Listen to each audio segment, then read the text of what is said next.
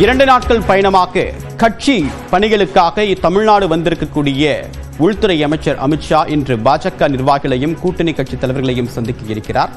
கூடுதல் விவரங்களுடன் நம்முடைய சிறப்பு செய்தியாளர் வேல்முருகன், இன்னைக்கு என்னென்ன திட்டமிடல் பாஜக தரப்பில் மேற்கொள்ளப்பட்டிருக்கு? அமித்ஷா யாரெல்லாம் சந்திக்க வாய்ப்பு இருக்கு?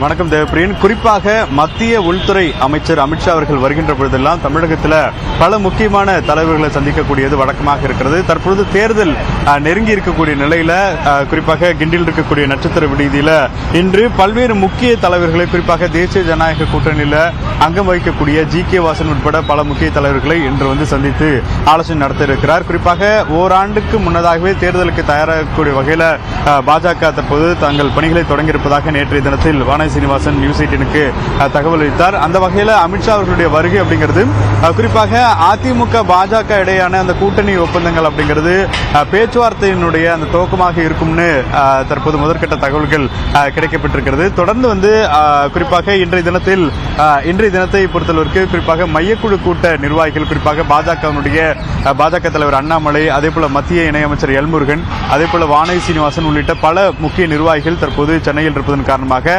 அவர்கள் அனைவரும் தற்பொழுது மையக்குழு கூட்டத்தில் பங்கேற்க இருக்கிறார்கள். அப்பொழுது அமித்ஷா அவர்கள் இந்த வரக்கூடிய இந்த சட்டமன்ற தேர்தலை எப்படி அணுகப் போகிறோம், அதே போல இந்த கூட்டணி விவரங்கள்லாம் என்ன, அது போன்ற விஷயங்கள் பேசப்பட இருக்கிறது. அதை காட்டிலும் மிக பிரதானமாக குறிப்பாக இன்று 2 மணி முதல் 4 மணி வரைக்கும் பாஜகவிற்கான அந்த புதிய தலைவருக்கான அந்த விருப்பமனு என்பது வழங்கப்பட இருக்கிறது.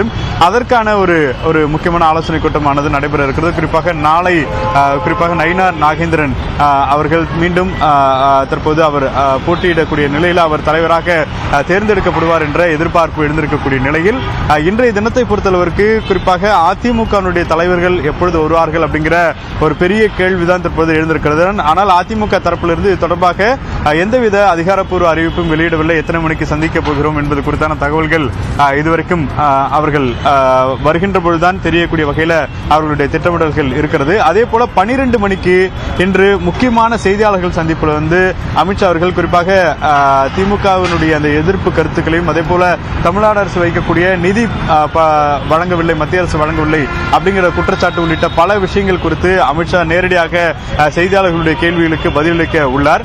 அதே போல மிக பிரதானமாக இன்று 1 மணி நேரம் ஆலோசனை அப்படிங்கிறது ஆடிட்டர் குருமூர்த்தி அவர்களுடைய மயிலாப்பூர் இல்லத்தில் நடைபெற இருக்கிறது. அதற்கு நேரடியாக அமித்ஷா செல்ல இருப்பதனால அங்கேயும் சில முக்கிய தலைவர்கள் இருப்பார்கள் என்ற தகவலும் சொல்லப்பட்டிருக்கக்கூடிய நிலையில் இந்த தேர்தலுக்கு குறிப்பாக 2026 சட்டமன்ற தேர்தலுக்கு பாஜக மிக தீவிரமாக தயாராகி வர்றதை பார்க்கிறோம். அந்த வகையில் இன்றைய தினத்தை பொறுத்தளவிற்கு தேசிய ஜனநாயக கூட்டணியுடைய ஒரு பகுதியினுடைய அந்த முழு உருவம் கிடைக்கும் பார்க்கிறோம். ஏன்னா அதிமுக இதுல இடம்பெற போகிறதா இல்லையா அப்படிங்கிற ஒரு பிரதான நாளாக இன்றைய தினம் அமையும்னு எதிர்பார்த்துக் கொண்டிருக்கிறோம்.